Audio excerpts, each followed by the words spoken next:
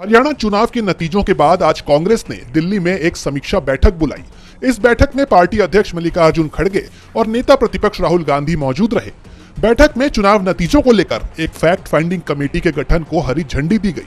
बैठक के बाद पार्टी नेता अजय माकन ने इस मीटिंग की जानकारी मीडिया के साथ साझा की। माकन ने हरियाणा चुनाव के नतीजों को अप्रत्याशित बताया और कहा कि एग्जिट पोल्स और चुनाव नतीजों में जमीन आसमान का फर्क था। माकन ने आगे बताया कि मीटिंग में चुनाव आयोग को लेकर भी बात हुई, जिसको लेकर पार्टी आगे अभी और कार्रवाई करेगी। आज कांग्रेस अध्यक्ष खड़गे जी, राहुल जी, जीएसओ वेणुगोपाल जी और ऑब्जर्वर्स अशोक गहलोत जी और मैं और साथ में आईसीसी के सेक्रेटरीज और जूम के साथ में दीपक बाबरिया जी भी जुड़े और सब लोगों ने विस्तार से हरियाणा के चुनाव की समीक्षा करी। और जैसे कि आप सब लोगों को भी पता है, आप सब लोगों के चैनल्स में सब जगह के ऊपर एग्जिट पोल भी आए, ओपिनियन पोल भी आए। और अगर हम लोगों की बात छोड़ें तो आप लोग भी इस चीज को मानते होंगे कि नतीजे अप्रत्याशित थे और किसी को भी उम्मीद नहीं थी कि ये नतीजे आएंगे। और एग्जिट पोल के बाद भी जिस तरीके से जो एग्जिट पोल्स भी बता रहे थे, जो नतीजे आए उसमें जमीन और आसमान का फर्क था।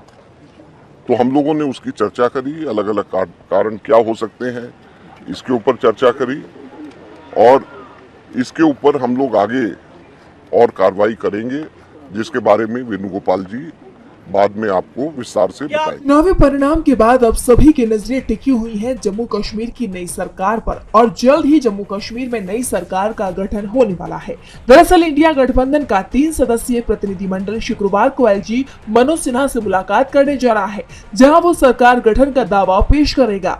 बता दें कि जम्मू कश्मीर विधानसभा चुनाव में कांग्रेस और नेशनल कॉन्फ्रेंस गठबंधन ने बहुमत हासिल किया है। नेशनल कॉन्फ्रेंस सबसे बड़ी पार्टी बनकर सामने आई है और पार्टी ने उमर अब्दुल्ला को विधायक दल का नेता भी चुन लिया है। इसके बाद यह साफ हो गया है कि उमर अब्दुल्ला जम्मू कश्मीर के नए मुख्यमंत्री होंगे। नेशनल कॉन्फ्रेंस की तरफ से साफ कर दिया गया है कि राज्य में कोई डिप्टी सीएम नहीं होगा। नेशनल कॉन्फ्रेंस के साथ मिलकर चुनाव लड़ी कांग्रेस को डिप्टी स्पीकर का पद मिल सकता है। इसी के साथ कांग्रेस की ओर से डूरू सीट से विधायक जीएम मीडिया प्रदेश अध्यक्ष और सेंट्रल शाल्टिंग के विधायक तारिक हामिद कर्रा में किसी एक को कैबिनेट मंत्री का दर्जा मिल सकता है। शपथ ग्रहण समारोह 13 या 14 अक्टूबर को होने की उम्मीद है। बताते चले कि जम्मू कश्मीर से आर्टिकल 370 हटने के बाद हुए विधानसभा चुनाव में इंडिया गठबंधन ने 49 सीटों पर जीत दर्ज की है।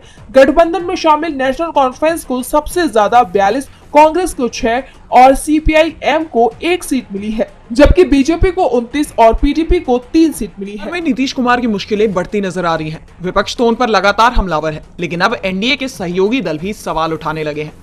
ऐसे में अब हिंदुस्तानी अवाम मोर्चा के प्रमुख और केंद्रीय मंत्री जीतन राम मांझी का बड़ा बयान सामने आया है। उन्होंने नीतीश कुमार पर 5300 करोड़ के घोटाले के आरोप लगाए। मांझी ने नीतीश सरकार की गंगा उद्भव योजना पर सवाल उठाते हुए कहा कि जिस काम के लिए 700 करोड़ का बजट बनाया, उस काम को 6000 करोड़ की लागत से गंगा का पानी लाया गया। क्या इससे इलाके में पानी की आवश्यकता की पूर्ति हो गई? यानी एक तरफ तो मांझी ने नीतीश सरकार पर फिजूल खर्ची के आरोप लगाए कि जो योजना 700 करोड़ की थी उस पर 6000 करोड़ खर्च कर दिए और उसके बावजूद पानी की कमी पूरी नहीं हो पाई, यानी आपकी योजना भी फेल हो गई। ऐसे में सवाल ये उठ रहे हैं कि अचानक जीतन राम मांझी ये बातें क्यों कर रहे हैं।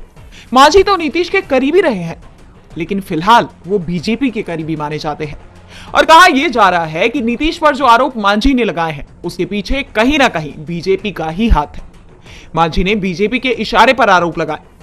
ऐसे में एक बार फिर ये चर्चाएं शुरू हो गई हैं कि बीजेपी नीतीश कुमार के साथ खेला करने की तैयारी में है। उत्तर प्रदेश में 10 सीटों पर उपचुनाव होने हैं। इसे लेकर सियासी हलचल काफी तेज है। चर्चाएं ये चल रही है कि चुनाव में यूपी के 2 लड़कों की जोड़ी यानी राहुल अखिलेश की जोड़ी अलग हो जाएगी, लेकिन अब सपा प्रमुख अखिलेश यादव ने सभी अटकलों पर विराम लगा दिया है।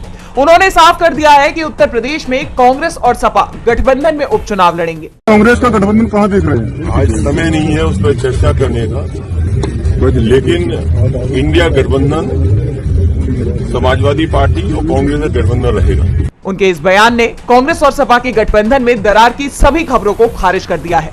हालांकि हरियाणा चुनाव के नतीजों से जुड़े सवालों पर जवाब देने से अखिलेश ने साफ तौर पर इनकार कर दिया। यानी एक तरह से उन्होंने ये साफ कर दिया है कि हरियाणा चुनाव का उत्तर प्रदेश से कोई लेना देना नहीं है। यूपी में कांग्रेस और सपा एकजुट होकर चुनाव लड़ेंगी।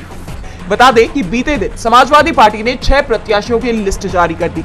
पार्टी ने करहल विधानसभा सीट से तेज प्रताप यादव, सीसामऊ से नसीम सोलंकी, फूलपुर से मुस्तफा सिद्दीकी, मिल्कीपुर से अजीत प्रसाद, कटहरी से शोभावती वर्मा और मझवा विधानसभा सीट से डॉक्टर ज्योति बिंद को प्रत्याशी बनाया है।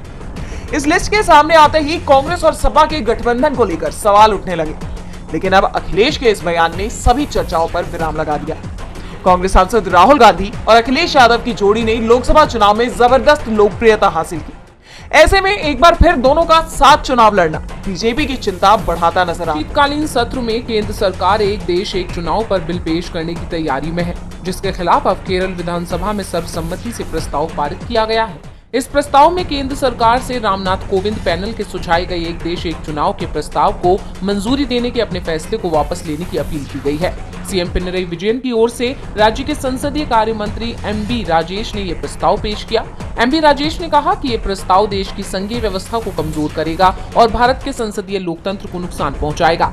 एमबी राजेश ने इस कदम को असंवैधानिक बताते हुए इसे संवैधानिक मूल्यों के खिलाफ बताया। साथ ही इसे आरएसएस और बीजेपी के एजेंडे को लागू करने का प्रयास भी बताया। इस दौरान केरल विधानसभा में ये भी कहा गया है कि ये कदम अलोकतांत्रिक और असंवैधानिक है। माना तो ये भी जा रहा है कि अब एक एक करके तमाम गैर बीजेपी शासित राज्य एक देश एक चुनाव के खिलाफ विधानसभा में प्रस्ताव पारित करने वाले हैं। यानी विपक्ष ने शीतकालीन सत्र से पहले एक बार फिर बीजेपी सरकार को मनमाने फैसले लेने से रोकने के लिए कमर कस ली है। अब देखना होगा कि केंद्र सरकार सदन में इस बिल को पास करवा पाती है या एक बार फिर विपक्ष के दबाव में उसे ये बिल भी वापस लेना पड़ेगा। बीते 2 जुलाई को उत्तर प्रदेश के हाथरस में एक सत्संग के दौरान भगदड़ में कई लोगों की जान चली गई थी। इस मामले में नारायण साकार हरि उर्फ भोले बाबा न्यायिक आयोग के सामने लखनऊ में पेश हुआ। लेकिन इस बीच सोशल मीडिया पर एक तस्वीर जमकर वायरल हो रही है, जिसे लेकर बीजेपी विवादों में आ गई है। दरअसल लखनऊ में न्यायिक आयोग में भोले बाबा सफेद रंग की फॉर्च्यूनर गाड़ी से पहुंचा। इस गाड़ी पर बीजेपी का झंडा लगा हुआ था, जिसको लेकर विवाद शुरू हो गया। साथ ही बाबा की सुरक्षा को लेकर हाई लेवल सिक्योरिटी का घेरा भी देखने को मिला। बाबा की पेशी को लेकर पुलिस ने 1 किलोमीटर तक का इलाका सील कर दिया। जनपद मार्केट की सभी दुकानें बंद करा दी गई। जगह जगह पुलिस के जवान तैनात किए गए, जिस पर इंडियन यूथ कांग्रेस के पूर्व अध्यक्ष श्रीनिवास बीवी ने सवाल उठाते हुए एक्स पर लिखा, हाथरस में 121 लोगों की जान जाने के जिम्मेदार नारायण साकार उर्फ भोले बाबा जब कोर्ट में पेशी के लिए पहुंचे तो गाड़ी पर बीजेपी का झंडा और वीवीआईपी प्रशासनिक व्यवस्था सब कुछ बयां करने के लिए काफी है।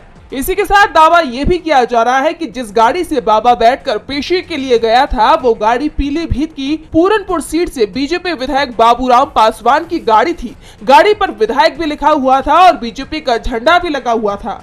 बहरहाल इस मामले में अब तक बीजेपी के किसी भी नेता की तरफ से कोई बयान सामने नहीं आया है, लेकिन अब इस मामले में बीजेपी एक बार फिर घिरती पीएम आवास को लेकर मोदी सरकार सवालों से घिर गई है। मुख्यमंत्री आतिशी ने बीजेपी पर हमला बोलते हुए कहा कि बीजेपी इसलिए परेशान है क्योंकि वो हमें चुनाव में हरा नहीं पाई।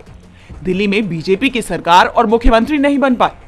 अब उनकी सरकार नहीं बनती तो वो ऑपरेशन लोटस चलाते हैं कि किसी भी तरह से विधायकों की खरीद फरोख्त करके अपनी सरकार बना ले, लेकिन दिल्ली में वो ये भी नहीं कर पाए। फिर वो हमारे मंत्रियों और नेताओं को साजिशन जेल में डालते हैं, लेकिन फिर भी वो हमारी पार्टी और सरकार तोड़ने में नाकाम रहते हैं। अब जब उनके सभी पैतरे फेल हो गए हैं तो सीएम आवास पर कब्जा करना चाहते हैं।